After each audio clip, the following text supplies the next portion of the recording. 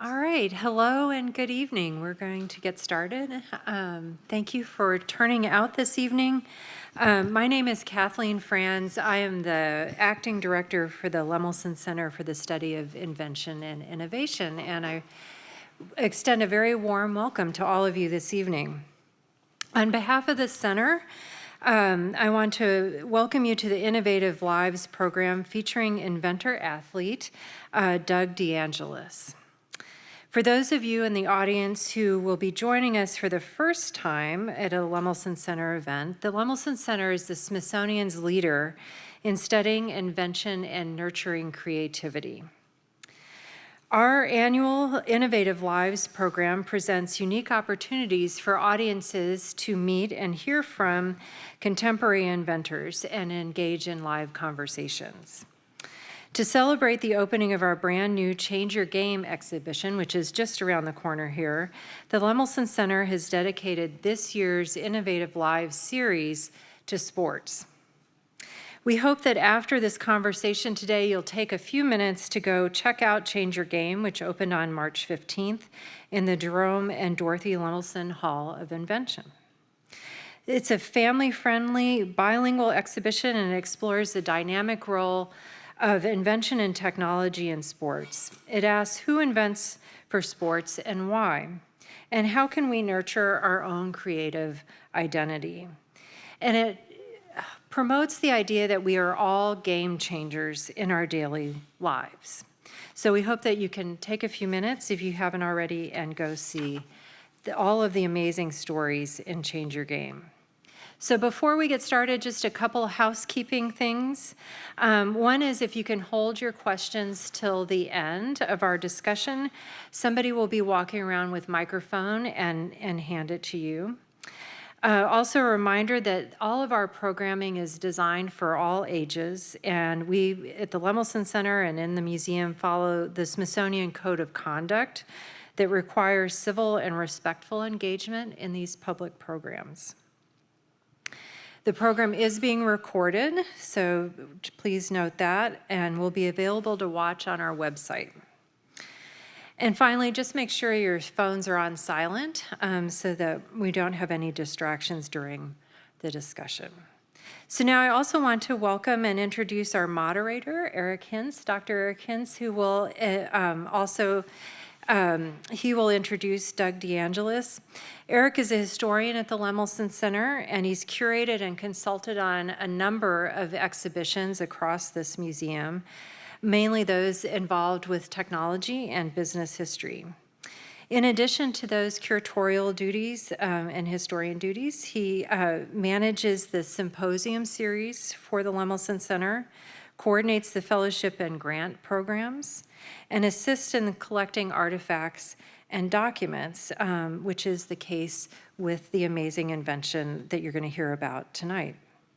Eric's research explores the history of invention and R&D in the 20th century, and he is author of several books, but they include The American Independent Inventors in the Era of Corporate R&D, which came out from MIT Press in 2021.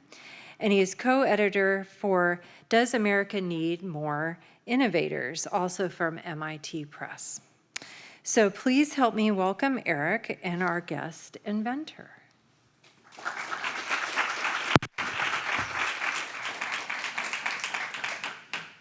Thank you, Kathy. Thank you, everyone, for being here. And it's now my pleasure to introduce this evening's guest, Doug DeAngelis. Doug DeAngelis is the founder of the sports technology company Lynx System Developers and a spin-out company called FinishLynx, LLC. As a competitive runner since high school, Doug saw an opportunity to improve upon the film-based photo finish cameras that were popular during the 1980s. In 1990, at age 24, DeAngelis sketched out a two-page concept in which a high-speed camera took digital images of the film of the finish line, added timestamps, and reassembled the images on a computer. This digital solution enabled race officials to provide faster and more accurate results for any contest with a finish line. In 1992, while still in graduate school, DeAngelis founded Lynx Systems Developers, which today provides photo finish cameras and timing solutions for the US Olympic trials, the Kentucky Derby this weekend, NASCAR, the Tour de France, and thousands of high school and local race events across the United States. DeAngelis and his teammates also developed the FinishLynx technology, which can precisely locate athletes in the field of play. It was the first system of its kind to track every player in an NFL game. Between Lynx and FinishLynx, Doug is a named inventor on over 200 patents worldwide. Doug and his inventions, which Kathy mentioned, are prominently featured in our new Change Your Game exhibition around the corner, and he has generously donated several additional Lynx technologies to the collections here at the National Museum of American History. We thank you for that. And we're so pleased he can join us here tonight. Please help me welcome again, Doug DeAngelis.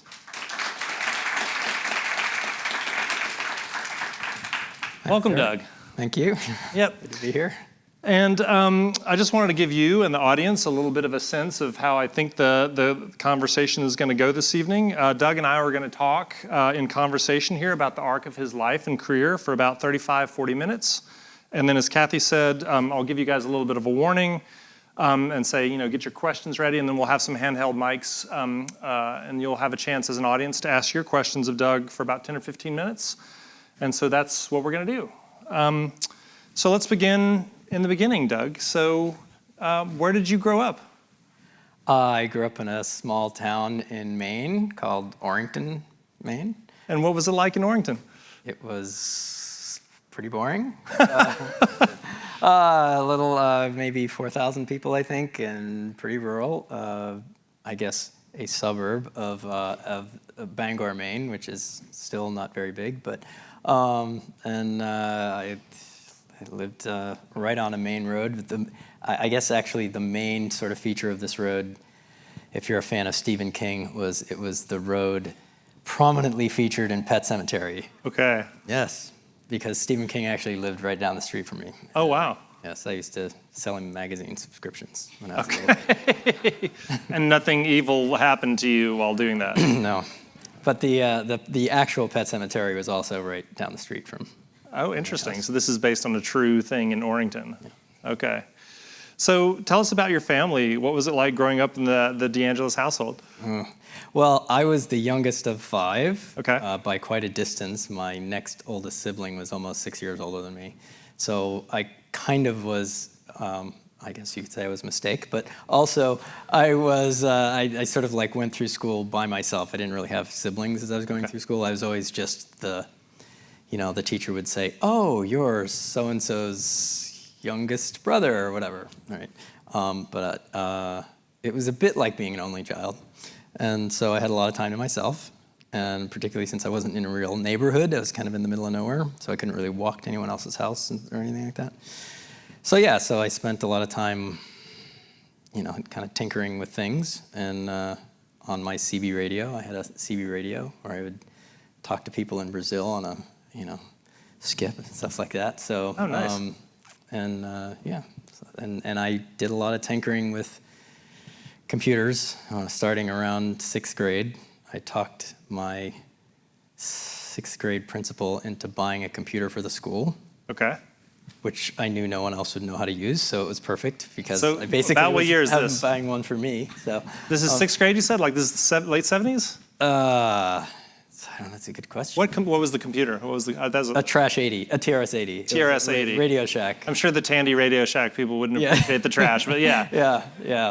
Yeah. So it didn't have a disc. It had you recorded things on audio tape. Yeah. And Okay. You recorded your programs on audio tape, and then you could download them back into the computer by playing the audio tape back into the computer. So. Okay, so you definitely, even at an early age, there's definitely a proclivity towards like technology, tinkering. Yes. Like, so tell me more about that. So you told me about the TRS-80. Like, what are some other ways that this sort of played out for young Doug?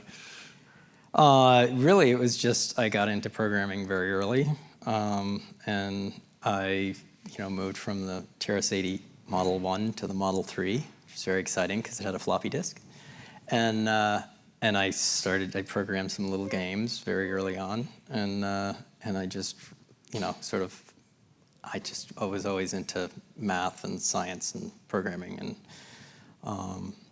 and my older brothers were both engineers. Okay. So I ended up going, I came from a school, public school that was not famous for delivering a lot of people to famous institutions. So my brothers went to the University of Maine, and so I thought, good enough for me. So I didn't really apply anywhere else. I went to the University of Maine and on a full scholarship, so I didn't have any debt. And I was an electrical engineer there because there wasn't such a thing as computer engineering at the time. Yep. But I essentially was doing computer things, and a lot of very machine level computer things, like programming down at the machine Like level. assembler level stuff. Assemblers, Okay. yeah. I wasn't Wow. sure if you'd know what that was. Yeah, yeah. Don't expect the historian of technology to actually. Yeah, exactly. I'm the guy whose VCR is like flashing 12, right? Like so. Yeah, no, so good. So it's interesting that you mentioned that because I wanted to get to the University of Maine. So it sounds like you were a really good student. It sounds like you were really accomplished in terms of math and science. But you were also a high school athlete. So I was curious about that. I mean, this is one of the things that we see in talking to folks who have invented for sports is many of them often are athletes themselves, and this can be some of the root of some of the ideas. So I was curious about what sports did you play? When did the running begin? How did all that come about as you were growing up, and was that a big interest for you? So I was kind of athletically hopeless. Really? For much of my life. And I didn't really even attempt to do anything until I was in high school. And when I got to high school, some friends of mine were all joining the cross-country team, so I decided to join the cross-country team, and I was awful, and I was last in every race, and that persisted through kind of the first 2 years of high school, and it was a miracle that I sort of stuck it out, but it was more of a social thing for me. Sure. And then between my sophomore and junior year in high school, I decided to actually try, and I actually ran sort of every day between in that summer, and by junior year cross country, I was fourth guy on the varsity team. So it was a real step function there for me, and then kind of just went from there and got significantly better between my junior senior year, and kudos to the coaching staff who, sort of tolerated me for those first 2 years. Dave Jeffrey was my high school coach, and still Dave Jeffrey is instrumental in FinishLynx. He times sort of every major track meet in Maine and down into Massachusetts. Still to this day? Yeah. Wow, so that's amazing that you've stayed in touch with, it was Dave Jeffrey was the name? Yeah. Okay, so that leads to another question that I had was, you mentioned that your older brothers were engineers. Sounds like Dave Jeffrey was a big figure for you, your high school cross country. Huge mentor, yeah. Huge mentor. So I was curious if there were other mentors besides those folks, or if you wanted to maybe expand more about like what those folks meant to you in terms of your development. Well, I mean, the other coaches on the staff, there's Glenn Holyoke was an assistant coach who basically, again, sort of just kept me in that running thing when I really probably shouldn't have been from a skills perspective or talent perspective, and that really was it was key to being in the right place at the right time when the opportunity for FinishLynx came around. So in college, I really flipped in a sense because I found college to be relatively easy. And so I had a lot of time on my hands to run. And most of the people at the university actually just thought of me as a runner and didn't actually even realize that I was sort of like an engineer. Well, so this is so interesting, and I want to dive into this. And correct me if I'm wrong here, but you said that you were really good at math and science in high school. Got good at running cross country. But when you got to the University of Maine, this was not on an athletic scholarship. This is all on your academics, right? But you end up walking on to the track and cross country teams, correct? Say more about that. Yeah, well, I actually didn't think I was, because, Maine wasn't a super great running team, but it was Division I. And so they had, they were running against good people. Sure. And so I didn't see a whole lot of point in being on the team, and so I ran intramural cross country as a freshman. Okay. And I was basically just flattening everybody, and I was like, well, I got to do something else here, so I did walk on to the indoor track team, and I actually won my first race, which was bizarre because I had never won a race in high school, and to win my first race in college was really surreal, particularly when I wasn't even going to run. So that got me going. I just ran. I just really stuck with it through all of college. Well, and the piece of that is so interesting, right? So you're there to study engineering, and you walk onto the indoor track team. And did you also join the cross country team? Oh yeah, I did all 3 seasons. Okay, all 3 seasons. So is it fair to say, like, the engineers, did they know that you ran track, or did the track people know that you were an engineer? Like, no, not really. Those worlds did not cross. Worlds. Yeah. Okay. Yeah. Well, you did very well, right? By the end, you were the captain of your cross country team. Yeah, I still didn't get that much faster, but yes, I did well enough. Yeah. And you had a very good career as a student in electrical engineering. I read that you finished second in your graduating class. Yes. To the surprise of your track teammates, yes. who didn't realize quite how good of a student you were. Yeah. So, you had this really accomplished sort of academic career. You made yourself into a great runner. And I was curious if, like at the foreshadowing question, like, so while you're doing races, whether it's indoor, cross-country track, outdoor track, whatever, did you ever pay attention to the officials and the timers in college? Not Were you at all. thinking about this stuff at all? Not at all. Not at all? Not even in the slightest. No. It really wasn't until I got out of school and came to Massachusetts. And that was, I came to Massachusetts to work because there really wasn't any work for engineers in Maine at that time. Very little.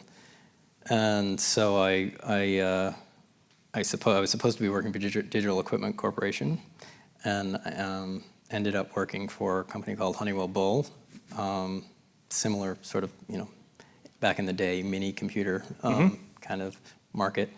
But they were nice enough, the reason I went there was because they were nice enough to allow me to work 80% and go back to do my master's, and they paid for it.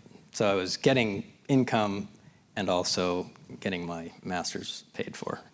And they would send you anywhere you wanted, and so I went to MIT.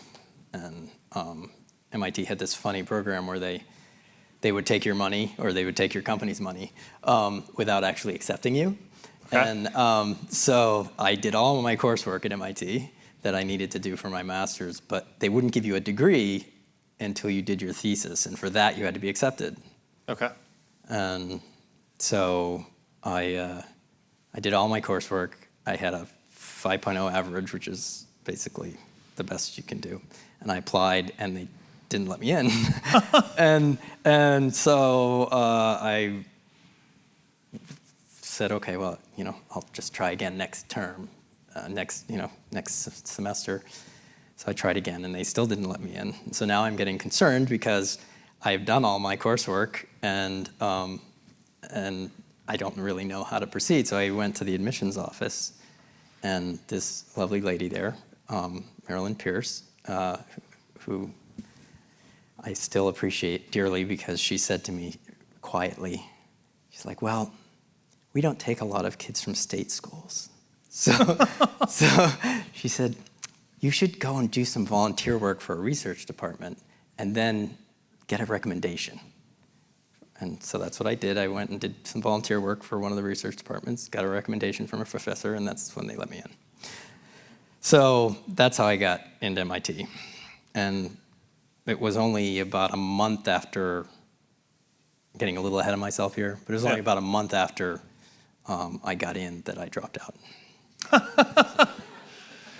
So it was really important for you to get that master's degree in electrical engineering. It was it was called Electrical Engineering and Computer Science at that time. Okay. Yeah. And so it was essentially computer engineering, what we would call computer engineering now. Okay. So you're at Honeywell Bowl. This is right in Boston, or is it in Cambridge? Billerica, it's north of Boston. Okay.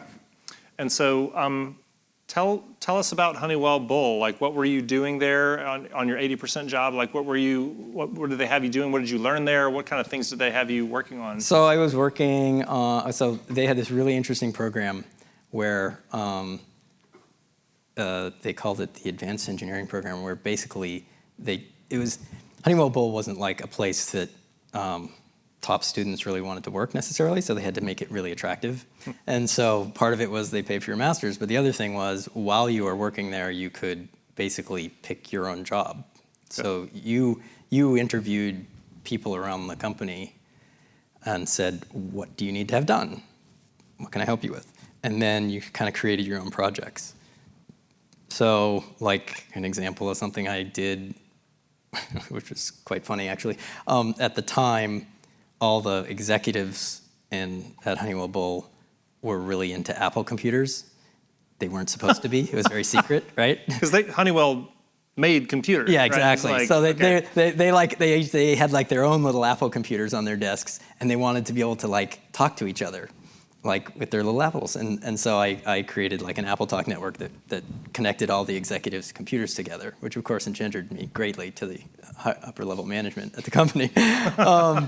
And this is early. This is like 88, right? So networking is still local area network in an office is still kind of new, right? Yeah, so this is like pretty cool thing to be doing. Yeah, and the internet was, I mean, like back then you had to send email by naming all the computers between you and the endpoint. Oh, wow. Right, so there wasn't an @ symbol yet.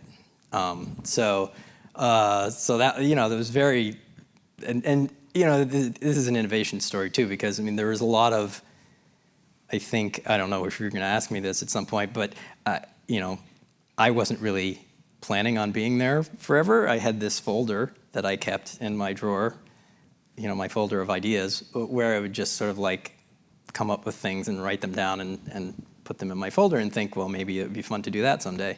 And one of the things you realize is that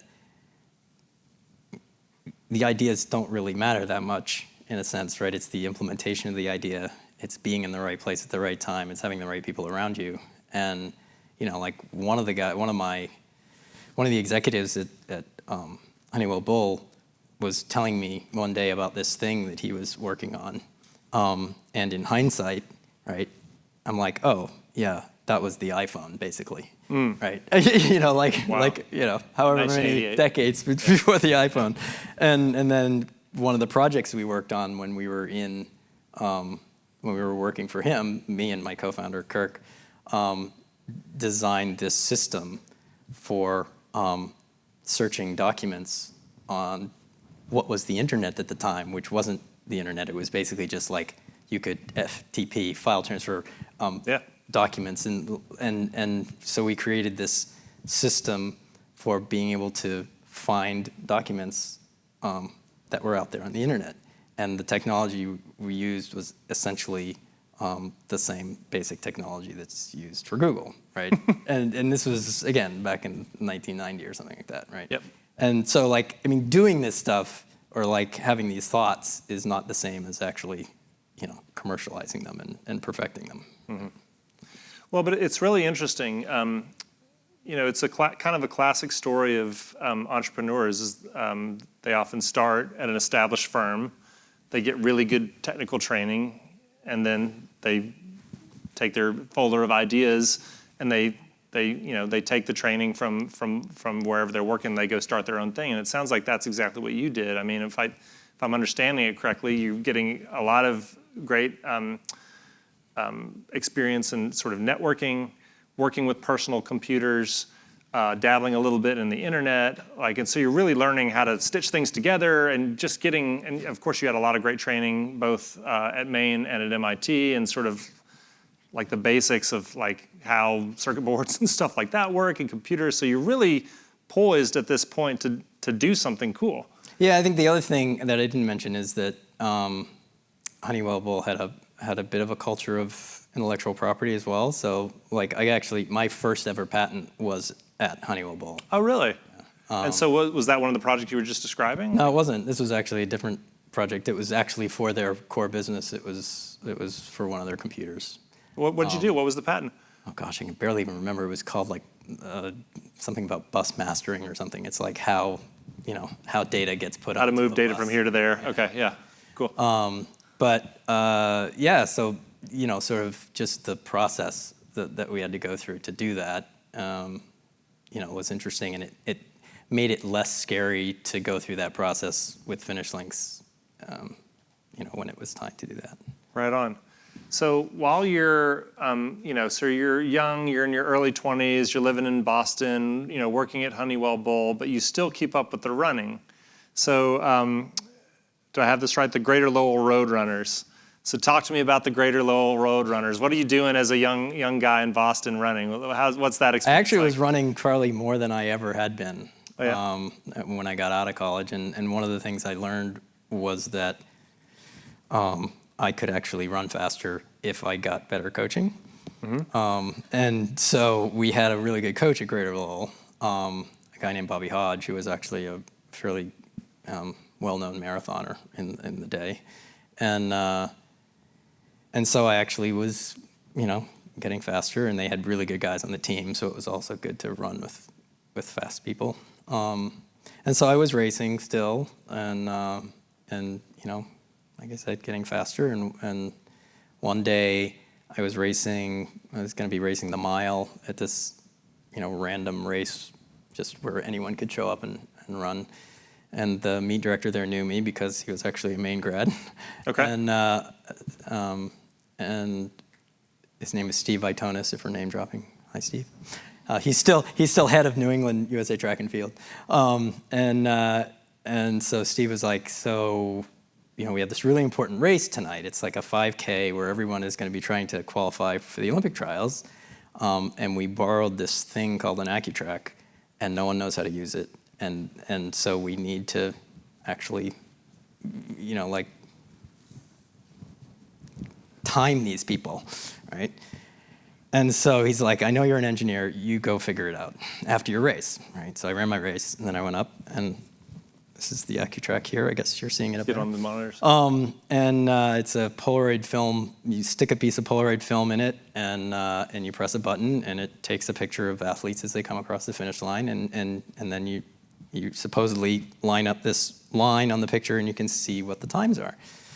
So I thought I had it all right. I thought it had it all working. The big race happens, and there's 14 guys in this race, if I recall correctly, that ran, in the 13-minute range, and which is quite fast for a 5K. And I got times for like 4 of them, and I was distraught. I said to Steve afterward, like, I don't know what happened. I only got times for 4 guys, and he's like, oh, don't worry about it. That's the way it works.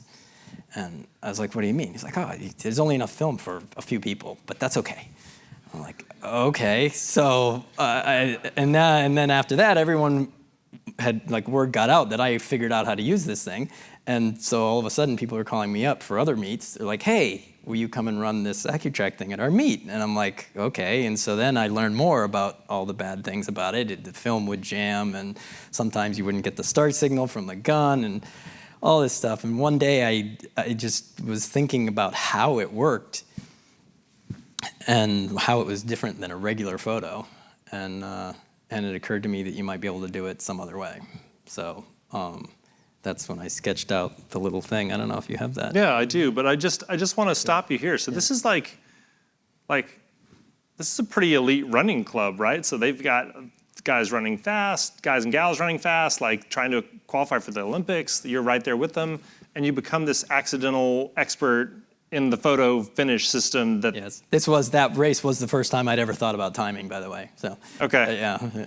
And so you sort of accidentally become an expert in how to capture these photo finishes with this film-based thing. So and to be clear, AccuTrack is one of the systems that's out there. There's other systems like Omega, but these are film-based systems, right? So there's a strip of film in there. In this case, it's Polaroid film. But you became acquainted with all the ways this thing could screw up, like you said, right? So like the film jams, there's not enough film, right? You only get 5 runners, not 14. Yeah. You got to change it between every race. Yeah. You had to point, there was this thing you had to point at an optical device, you had to point at the gun, and it supposedly would see the flash of the sparks Starter gun. of the starter gun, and then turn that into an electrical signal to start the timer. So if you just happen to like wiggle at the wrong point and miss when the gun went off, then you wouldn't get a start signal. So that was another thing. Okay, but this was the I don't know, the status quo, right? The state of the art. This was the Yep. state of the art in the early or the late 1980s. Yeah. But you mentioned that being you and the kind of person that likes to toy with ideas, you thought to yourself, I could improve on this. Well, maybe. Yeah. So, yeah, that's the. So yeah, so I imagined that if you did it digitally, you could essentially do the same thing by just taking one line of pixels at a time and assembling all the pixels together horizontally. And so I sketched this out, and then I went back to MIT and I went looking for someone who could essentially tell me whether this made any sense. And so can't remember who I talked to, might have been my advisor, and they were like, oh, there's this guy over in the robotics lab, Rod Brooks Robotics Lab. I don't know if you know Rod Brooks. I've heard that name. Rod Brooks is the founder of iRobot.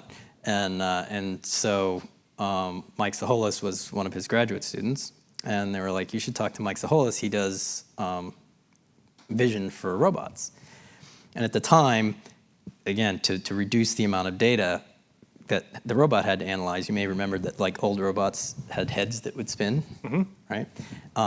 That's because like 2D images are too much data to process. So when the head's spinning, it's taking sort of a panoramic view of the scene, and then it's analyzing it to see what it does next, right? So that was Mike. Mike was the camera guy who did these line scan cameras. And so I showed this to Mike, and I was like, do you think this would work? And I'd never met this guy before, mind you. And he looked at it, he's like, oh yeah, you want me to make it for you? And I'm like, duh, okay. It's MIT, right? Yeah. Just do it. He's like, sure, give me like $15,000. And I'm like, okay, well actually, how about I give you like 10,000, but I give you a chance to turn that last 5,000 into a lot more money. He's like, okay. Because I really wanted to, I knew enough about engineers to know that they had a tendency to only make it to like 99%. And that you need, so someone's an engineer out there, and so you needed like some incentive to get them through to the product stage, right? Sure. The part where people would actually give you money. So yeah, so I gave him a little kicker on that last little bit. It worked out very well for both of us. Yeah. We'll come back to Mike, and there's some others that help you along the way build this thing. But just to underscore this, the key insight here is we're going to capture images of the finish line, not on film, but digitally. Yeah, the two parts here were, and the reason for the name FinishLynx is that on the one hand, you're going to capture it digitally, so you're not going to have film anymore. But on the other hand, now that thing, that picture, because the other thing you don't necessarily understand until you actually have to go through it is when that piece of Polaroid film came out, you had to then take it and stick it in this little device that had you move a line across it so that you could see what the time was for each individual athlete.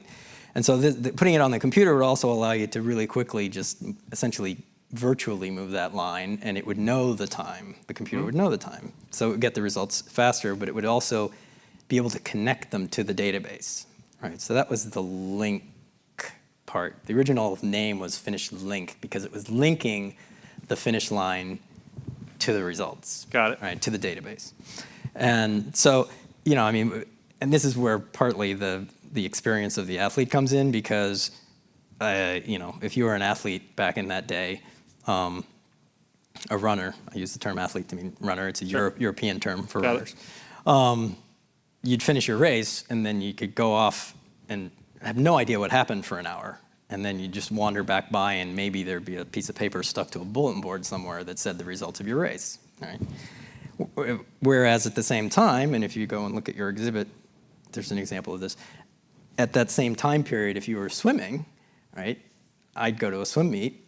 The swimmers would come to the wall, they'd touch the wall, and their results would come up on the scoreboard. So really, it was that, that interest in sort of having that same sort of connectivity between what happens at the finish line and what happens on the scoreboard for track meets. Right. I mean, so Polaroid's pretty fast, but you got to wait for the film to develop, right? Oh, There's and some time you have here, to right? they had to manually write the times down, and then someone had to manually type the times into the database, and maybe they'd get it right, and maybe they'd attach the times to the right person. Right. Right. So linking these things together. And the story of how you sort of get from FinishLynx to FinishLynx is interesting as well. So, by the way, this is like 1990, you're 23, 24. Like you already have like a pretty strong entrepreneurial instinct already at this point where you're already like, yeah, I'm not. Yeah, I don't know where that came from. But I think that came from like 2 years of working for the man. Yeah, okay. So like you said, one of the nice perks that you had at Honeywell Bull was being able to take classes at MIT. They paid for it.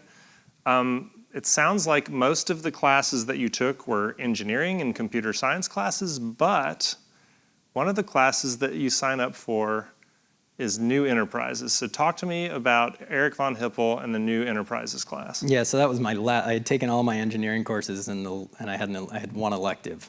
And so I took a class in the Sloan School of Business, which was called New Enterprises, and it was basically a business plan writing class. So the whole term, all you did was write a business plan. And it was a team-based thing, so at the beginning of the term, everybody presented their ideas for companies, and people would join their teams. And if no one wanted to join your team, then you had to join someone else's team. Right? So I had attempted to get this class the term before and didn't get in because they didn't take very many kids. They took mostly business school kids. So I'd gone to Eric before the class started, and I said, I really want to take this class. And he's like, what's your idea? And I told him, well, I have a bunch of ideas. I want to do my second best idea in the class because I don't want people to steal my best idea. And so I'm just going to write the business plan on that, and then I'll know what I'm doing, and then I'll, And he was like, and so Eric was like, yeah, but I'll only take you if you do your best idea. And I'm like, okay. So I got into his class. I did my presentation. No one wanted to be on my team, and so I was going to have to be on someone else's team. And then Eric graciously said, I like this one. So a couple of people have to go and jump off their teams and go to this one. Wow. So that was fortuitous. Sure. If it wasn't for that, I probably never would have actually written a business plan for this business. And I learned a lot of things, obviously, in his class. Not the least of which was that you don't actually have to be necessarily the first one to have an idea in order to be successful. So because one of the things we learned in this process of writing the business plan was that Seiko Corporation, which was the official timing system for the World Championships in Tokyo in '91, had basically commissioned Hitachi to create a digital photo finish camera for the 1991 Tokyo Olympics. And it was this giant room-sized thing. And we were, really disappointed about this when we were doing our market research. And Eric was like, this is the greatest news I've ever heard, because I thought you guys were just, I had no idea whether this was a real thing. But this tells me two things. He's like, first, it's like a real thing that actually serves some purpose. On it. Yep. And two, there's no market for a $500,000 photo finish system, made by Hitachi. So, if you guys actually do what you say you can do, which is create, something that costs $10,000 and you can run it on your own PC, this is awesome. So, so he encouraged us to proceed. So, your group comes up with a business plan. You were going to call it FinishLynx, but you decided to call it FinishLynx. Yes, one of the members of our team decided that way we could have a mascot, and it sounded fast. Sounded fast. Links are fast. Okay, great.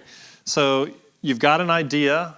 a concept, you've got a business plan, now you just need a prototype. So I think this brings us back to Mike, the robotic camera guy, and you also need a software guy. So talk to me about the team. So it's you, it's Mike, and it's Kirk. Yeah, Kirk, actually. I met Kirk at Honeywell Bull. He was doing his master's at What's MIT his name? also. Kirk? Kirk for the record? Siegel. Yep. And Kirk and I actually worked on that project where we essentially invented Google 20 years, whatever. Yeah. And so he did all of the user interface, Okay. which I think you'll see. Yeah, we'll see it down the road. Yep. And Mike did the camera and timing hardware. And in theory, I did the machine language software that fits in between the two. Okay. And that lasted for maybe about 6 months until they realized that I wasn't actually as good as they are. And so they were like, why don't you run the business? And so that's how that was sort of toward the end of my engineering career. Okay. Yeah. And that's how I got into the actual running of the business part. Okay. Yeah. Well, so talk to us about this. Like so you've recruited an MIT graduate student, Mike, who does sort of the robotics. You've recruited an MIT undergrad? Or no, he was in a Bull. He was in a special program. He was in a special program where you could do your master's. It was like an undergrad program where you went straight to your master's. Okay. So it was like a 5-year undergrad program where you got your master's when you were done. Okay, so it's the three of you sort of working on trying to build the prototype of the digital camera to actually capture the images. And so where are you doing this work? Is it like in your apartment? Is it in Definitely MIT? not on the campus of MIT. Okay. That is on the record, I hope. Okay. Yeah, okay. Yes. Yeah, no, we were doing it all very off-site. Got you. Yes. Okay. And so you're moonlighting from Honeywell Bull. You're Yes. building all of your this camera. So where do you get the parts for this camera? Oh, Mike, that's Mike's problem. Yeah. This, and the funny thing is this, I appreciate this is actually the prototype of the color camera. Okay. I will tell you. This is actually the higher end camera. This came years after the first camera. The little silver one is Yeah. the one that's back there. Here. Yeah. And we'll take a look at that. Those are the original cameras. Those are the ones I hand built. Okay. Yeah. Oh, I also did that. I did actually do all the assembly Assembly of the early systems. the manufacturing of the early systems. Yeah. So talk us through this. There's kind of, and the next slide will show the user interface, but essentially you've got the what you call the silver bullet, right? So that's your camera. That takes the visual imagery, converts it to a pixel, right? So it's digital. The box on the top. That's the timing unit. So that has what's called a temperature compensated oscillator in it. So it's got a very accurate clock that doesn't mind being cold or hot. Okay. And so that takes the digital image from the camera and timestamps it. So the other thing that goes into that box that isn't shown here is the wire from the starting gun. Okay. So in our case, we had a wire that went to the starting gun, listened for the bang, and it turned the bang into an electronic signal to start the clock. Start the clock. Okay. So the clock starts, you take the digital image, you timestamp it with the box on the top, and now you have to store all this data on a, basically off-the-shelf PC, which in 1992 doesn't have as much memory as we have in a computer today, right? Our starting configuration had 4 megabytes of RAM and 20 megabyte hard disk. Okay. That was our, and a 386, if you know what that means. Sure. And that was it. And so we were basically sort of engineering ahead of our time in a lot of these cases. We were doing things that no one had necessarily done before. In this day and age, there were such a thing as line scan cameras. They were used in manufacturing for like what's called web inspection. So if you imagine like like if you want to inspect a big, long sheet of paper that's at a paper mill for defects or something like that. You might use a line scan camera, but those were all analog cameras, and the digitization was happening somewhere else. So the cameras had to be fairly close to the things that were digitizing the image because you can't really take that analog signal very far. So we were the first ones actually to take a digital image directly to the computer, and we did it here in a proprietary fashion, and then in the next version of the camera over Ethernet. Cool. And this camera was, the other thing I'd tell you was, this camera was built using a sensor from a fax machine. Okay. Which will make more sense once I describe actually how they work. Yeah, sure. We'll get to that in a second. I want to show you, show the folks kind of, once you take all this data at the finish line, you mentioned that Kirk coded the software user interface, right? So you've got your images, and then from, so walk us through this. The one on the left is the FinishLynx user interface from 1992, the original system. The one that's color on the right is from 2001. But like, from the official's point of view, like you've got this system, FinishLynx, the race ends, then what do you do and how do you get the times? Sure, so in the case of, it's the same in both of these, but basically that picture that you see there is appearing on the screen as the athletes are coming across the finish line. And all you need to do is take your mouse and point at the athlete and it'll connect in a sprint race like this where the athletes are in lanes. You point in the athlete's lane and you put the line in their chest and it matches them to their identity. Mm-hmm. And so as you're doing that matching, those results can go out onto the scoreboard. Mm-hmm. Because each of those pixels where you line the line up, as you move the line back and forth, each of those is time-stamped with whatever the time is the image was captured. And we'll get a little demonstration of how that looks in a minute. But I want to continue with this here, right? So you've had the concept, you've built the prototype, you've got the business plan, and now you're ready to actually try to commercialize it. So this is like 91, 92. Yeah, February of 92, late February 92. And you arranged... We got it working. Yeah, you arranged for this big demo, yeah, and you sort of get there just in time, right? Like, so tell us that story. So yes, we were doing this in Kirk's apartment at that time in Cambridge, and so we were scheduled to demonstrate this at the Indoor National Championship in Madison Square Garden at the end of February '92. We got it working the night before. And I literally mean like the night before, like I had to drive overnight to get to the meet the next day. Mm-hmm. With my, at the time it was a compact portable computer, one of those luggables they used to call them. But it's in your trunk and you're driving down from Massachusetts to New York. Yeah. And at the time we had managed to take pictures of like Kirk's wife walking around the house, but none in races because obviously we only got it working the night before. Right. So we actually had to scan an actual film photo finish picture. I can't believe this is going out on the air. We had to scan a picture of an actual photo finish picture and show it and digitize it and put it into the display so that people could understand what was going to be able to happen when it actually worked in a race. So we showed it at that event, and one of the people that saw it was this gentleman named Tom Jennings, and he was there with the meet director for the Melrose Games, which is one of the more famous indoor track meets of the day, also at Madison Square Garden.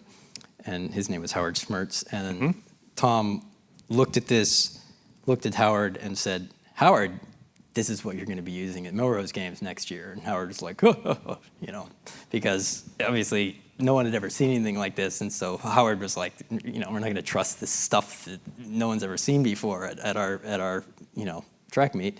But of course, that next year we were timing the Melrose Games. Wow. So it went very fast from that time, largely because of Tom Jennings and his connections, which were, legend in track. Well, and this leads me to, so you've got a working prototype, you interest some of the really influential people in the track community to realize like, okay, wow, this is going to give me results instantly, and there's no film, and it doesn't jam, and it works every time, and it's reliable, and it's fast, and I can send it directly to the scoreboard. Wow. And and by the way, I can send it directly to the broadcaster. Yeah. Right? I can send it to NBC or whoever is broadcasting, so they get it immediately. And yet, here's young Doug. You've got to hit the road barnstorming, right? It sounds like that first year or so, like you have to go find customers for this thing. So tell me about that experience of like, now you're selling this thing. Oh, it was great because we were, I mean, between Tom, he was actually the one that invented agency in track, which is to say, it used to be an amateur sport, and he was the one that made it a pro sport, essentially. So representation for pro athletes and for pro endorsements and stuff like that. Okay. Got it. So he knew all the meet directors in the country, and we basically set up this schedule where we would go and do your track meet for free. And so it was a great deal for people, and it was a great deal for us because by the end of the year, we had all these references. We'd done like all these super important track meets, and so all we had to do was send, a brochure. That's a picture from our brochure. Send out a brochure with a list of all the meets we'd done in the last, 6 months, and that was the end of it. I didn't need more than that original $10,000 I paid Mike, and then the original money that I needed to build the first 20 systems. We got it by charging a 50% deposit. So we collected a 50% deposit from the first 20 or so customers, used that to build the systems, and then we never needed any more cash. Nice. So you didn't, sounds like you didn't have any venture capital, self-financed or basically financed out of the down payments. That's amazing. That's kind of remarkable, actually. Tell me about the business model, because you're building and selling the systems, or are you selling the service of like Lynx will show up and time your race? Like how does we decided that work? We decided pretty early on that we didn't want to be selling people. We wanted to be selling technology. Okay. So we made the software and the hardware, and we sold it to people who, in some cases, the schools would buy it and run it themselves, and in other cases, like in Tom's case, they had a service company, which they still have, called Flash Results, and they own the equipment, and then, A meet will hire Flash Results to do the time. So your customer often is either a school like Texas A&M Track Team. When they host a meet, they use Lynx, or you sell the Flash Results, and then LSU is probably not a good example, but some other college will hire Flash Results to time their meet. Yep. Okay, cool. And that model is also the only way it works in horse racing, because the tracks are not allowed to operate their own photo finish systems. Okay. So it has to be sort of... Because there's gambling and things like that, and betting. Okay, cool. I wanted to talk, we sort of hinted at this. I wanted to make sure you gave folks a sense of how to interpret these images and how it's a little different than a traditional, what we think of as a photo finish. So I pulled this photo from a book, so we've had photo finishes since like the 1890s, but this is essentially one moment of one space at a moment in time, and you can kind of see which horse is ahead, right? But that's not exactly how your line scan technology works. I wanted to take it through us. So talk us through some of these, this example. So, the best way to think about it is that when you look at this picture, sorry, you guys are looking up there, that little sliver on the right-hand side of the screen is kind of like looking through a picket fence, right? It's like looking through two slats on a picket fence. So in the case of an AccuTrack, the way it worked was they literally had a piece of metal that sat between the lens and the film that blocked out all the light except for a very thin strip, right? And then when the race would finish, the film would move past that opening behind the lens. And so you're basically only imaging the plane of the finish line, right? So what we do when we're doing it digitally, right? It's the same basic concept. We're only taking a picture that's 1 pixel wide, and we're taking it over and over and over again, and the computer is doing the assembly of that picture. And that's what you see when it says monitor. That's what you see is that final assembled picture, every line of which was taken at a different point in time. Right? And this is another way of thinking of it, which I think helps a lot more, because you can see that every slice, as is represented here, was taken at a different point in time. Right? So when you look at a photo finish picture, you're seeing, instead of seeing width, like when you take a picture with your phone or something like that, you end up with a picture that has width and height, right? And a photo finish picture has height, but it has time in the horizontal dimension. Right. Right. Right. And the other ways to intellectually think about this, again, it was a fax machine sensor. For those of you who know what a fax machine is, essentially, this is how fax machines work. As the page goes through the fax machine, it's taking those slices of image and sending it over the phone line and reassembling them on the other end, right? This is also the way panoramic mode on your iPhone works, right? When you go like this, right, it's taking slices of the scene and reassembling them. Yep. You get some really interesting, funky photos sometimes by sampling that way, right? Yes. So I wanted you to explain why the shadow of this bicyclist is different than the sort of reassembled image that you see. Yeah, this is the one I actually used to in interviews. Okay. I do use it when I talk. When you're hiring someone to see if they get it. To see if they understand. Okay, yeah. No, but I like using it in schools when I talk in schools because you can tell the kids that actually understand what you're talking about if they can explain this picture, right?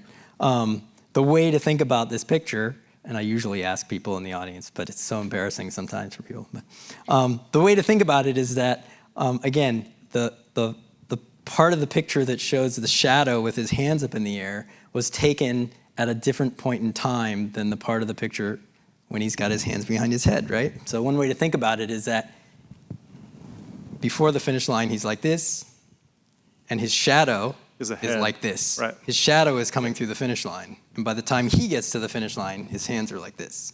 Right? Yep.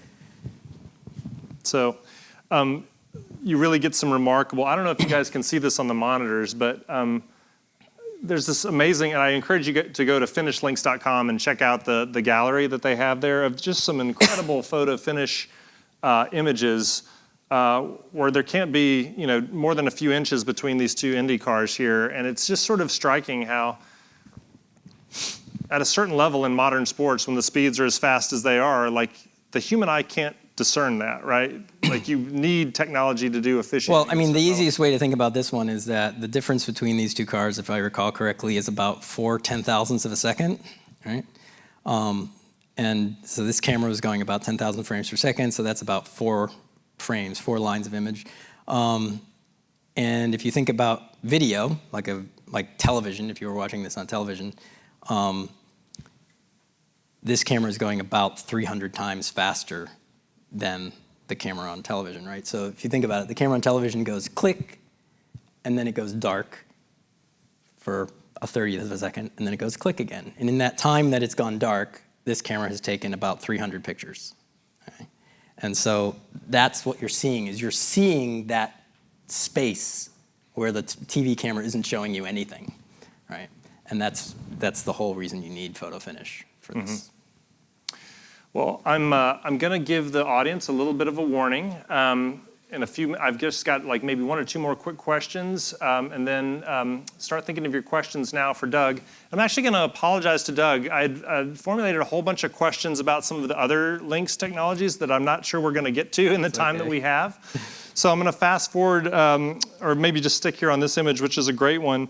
And I wanted to just say, just sort of have you tell us sort of where things are with Lynx now, right? As I understand it, you sold part of your equity stake in the firm a few years ago. The firm merged with Nevco, which is a manufacturer of scoreboard and LED video displays that integrates with Lynx products. So I just wanted to have you sort of catch us up, like, what's your current role at Lynx, and are you still sort of actively inventing and working with the company, leading the company? Well, so yes, I did sell a majority stake. I can't remember when it was, end of 22 maybe. And since then, I've just been, doing some consulting, nothing day to day. I do still have a little more day-to-day work with that other spin-off that you mentioned, FinishLynx. Yep. But the reality is that the company is doing quite well without me, and Hugh, who's in the audience, is basically doing what I used to do at the company, which is great for me because I get to do other things with my life, which is watch my wife Shay make a lot of ceramics. That's a big thing that's happening lately. But also do a lot of land conservation, which is a big focus of mine. And hopefully, once this foot is better, get back to running, hopefully. Yeah, excellent. I mean, it's a remarkable story. What's on your bucket list? What's next for you? What are the things that you still want to achieve? Well, I do think that there's always more ideas, but I'm not necessarily in that mode. I like thinking about other people's companies a lot. Okay. So I've joined a couple of boards since I left Lynx. One is related to land conservation, and another is Maine Center for Entrepreneurship. So it's basically in my home state, supporting entrepreneurs. Right on. Well, that leads me to my final question. It's a great segue. What advice or encouragement would you give to someone, especially a young person, who wants to become an inventor or wants to become an entrepreneur like yourself? I kind of hinted at this earlier, but I think the most, a key element is just that the idea isn't everything, and the idea is even in some ways just the very beginning. A lot of people have good ideas, and it's really about surrounding yourself with good people.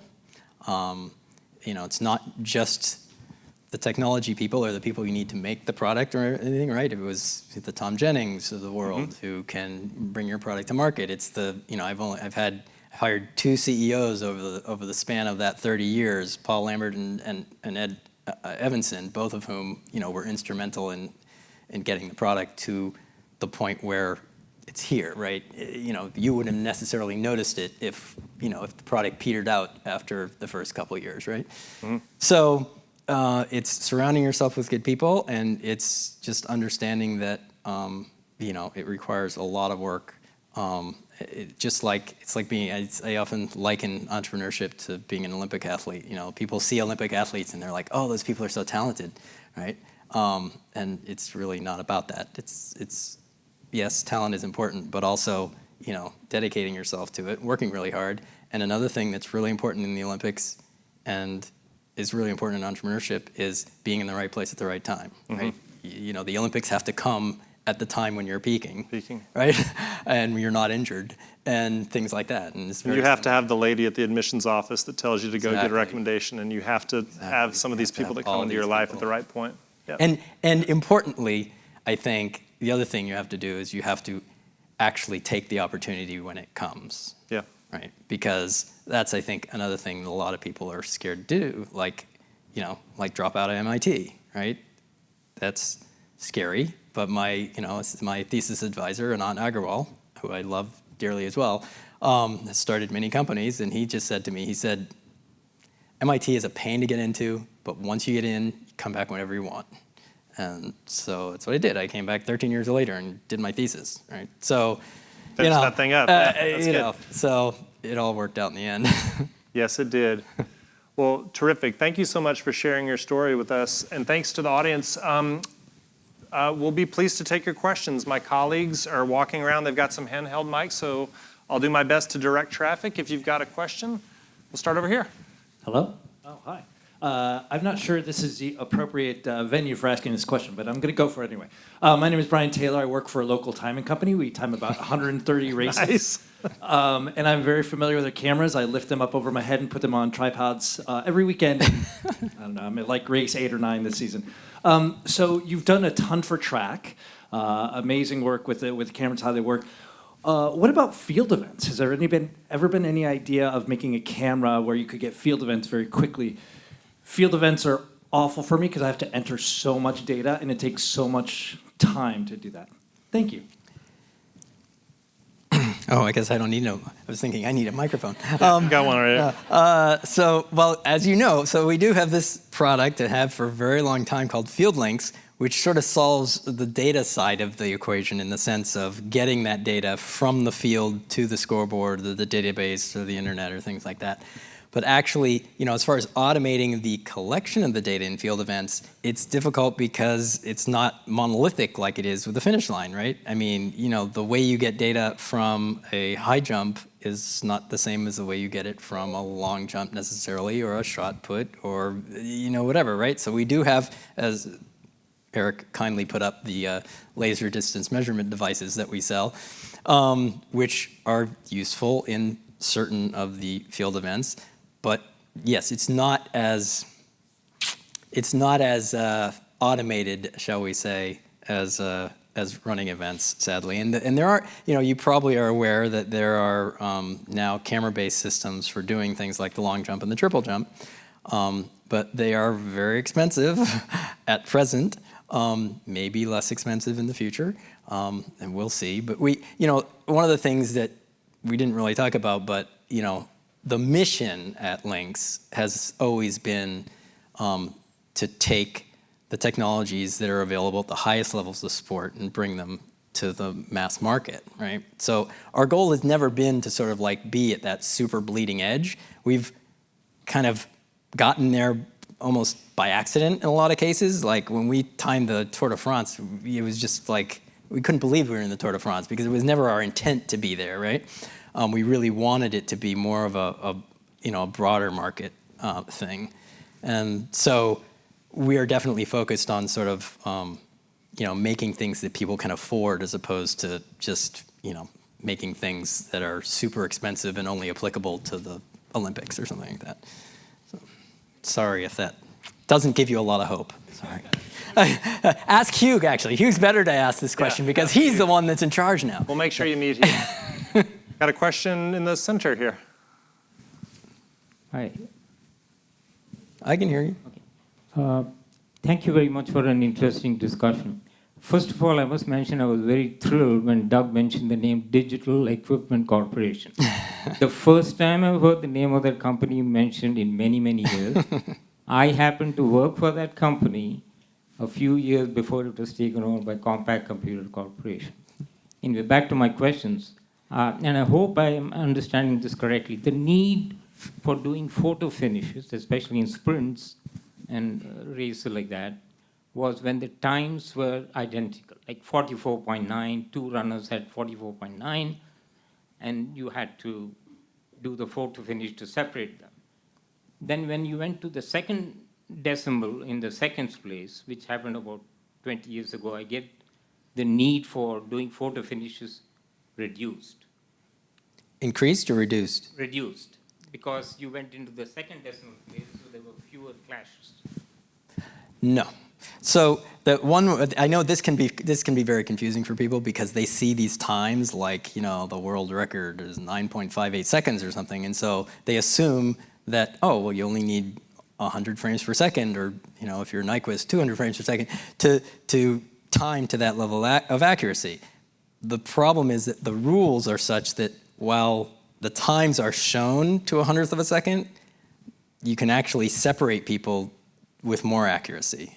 So like very often you'll see, if you look at the results in a sprint race, you'll see multiple people with the same time, but they're placed in order, right? So you still are using that higher frame rate, so like, in fact, you may even see if the operator is good, they may even display the thousandths of a second so that you see that there was a difference between those two athletes, and then they'll go back and show you the hundredth of a second, which is the official time, right? Does that help at all? Okay, so you actually say that when you do the splitting up, you go to thousandths of a second? Yes.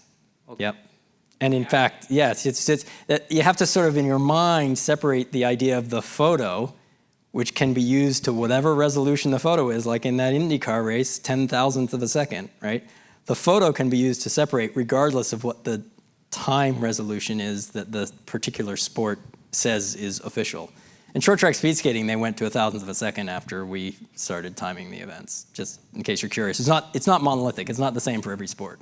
I presume the equipment you have designed is being used in the Olympics and will be used in the Paris Olympics? So the Olympics is a unique event, unique in the sense that the company that times the Olympics, which is it's a group of SMH Corporation. They own a lot of brands, Omega, Swatch, Tissot, right? They pay for the rights to time the Olympics, and so we tend to like our customers to pay us, so we don't get involved in the Olympics because the money vector isn't pointing in the right direction. So yeah, that is those super, like, and to be honest, the way we have gotten involved in high-level events, like we've timed the Winter Olympics in the past, was through Seiko Corporation, because we actually make all their cameras now, right? So they still are paying to time the Olympics in that case, but they're maybe using our equipment in order to do that. You never see your name on the billboard. You won't see it at those kind of events. The biggest event you'll see our stuff, might be the NC2A championships in college, or the USA Track and Field National Championships. Places in those places they're still paying for the service. Thank you. Might have time for one, maybe two questions. Go ahead, Grace. Yep. Hi, I'm really struck with how much technology has changed or advanced since your product first debuted, and I wondered if you had a perspective to share on how you all have stayed relevant along with the other technology changes that have surrounded you, and what it's like to continue innovating your core product to kind of keep up with everything else that's happening. Great question. Yeah, it's really, I'm fascinated as well. I would have said that when we started it, I would have said maybe if we had a 20-year run, that'd be awesome, right? And I think part of it is that in this particular situation, it's actually really hard to follow the rules any other way, right? Like the rule book has always helped us greatly, right? In the sense of, in athletics, for example, it's the torso, right? It's whoever torso comes across first. Like if it was just whoever body part came across first, there might be a more automatic way to do it. If it was a very specific body part that you could attach some object to, then there might be some other more automatic way of doing it. It's just that the rules are what the rules are, and this is really the only way to sort of satisfy the rules at this point, right? So that sort of helped us, sort of extend our lifetime, I guess, if you will.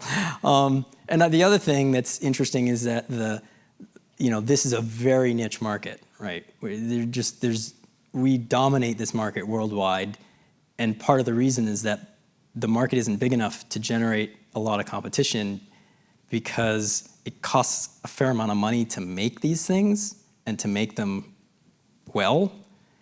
And it's just hard to earn back enough money from the market to justify the research to do it, right? So we just don't have a lot of competition. It's kind of a bit of a sweet spot. So I don't know if that answers your question or not. Well, that's probably a good one to end on. Hopefully, Doug will stick around for a minute or two if folks have other questions. But I wanted to just take a minute and wrap up here. I wanted to thank all of my museum colleagues, our caterers from Restaurant Associates for the delicious reception, our team from Novad AV who helped us out and made the evening possible tonight. I also wanted to thank you guys for coming. Thanks for your great questions. I also wanted to, here's all the stuff we didn't get to talk about. Sorry. Maybe we'll have to have you back. We do have another one of these Innovative Lives events in a few weeks. Dawn Scott, who is the Vice President of Performance, Medical, and Innovation with the local women's professional soccer team here, the Washington Spirit. She'll be here on June 13th, 2024. And we put the little QR code there, so if you want to come check that out, that'll take you right to our Eventbrite registration page. We hope you will consider coming and come back for another free beer and a little reception and a night of talking technology with people who are thinking about sports and innovation. So finally, I just wanted to ask you guys to please join me in thanking Doug DeAngelis. Doug, thank you for sharing your technology with the world, and thank you so much for sharing your story with us tonight. Really appreciate it. Thanks for having me. Please join me. Thank you, sir. Thanks. Good night. Get home safely.